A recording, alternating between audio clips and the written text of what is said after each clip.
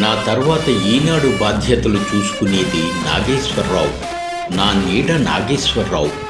ఇంకా చెప్పాలంటే నా పెద్ద కొడుకు.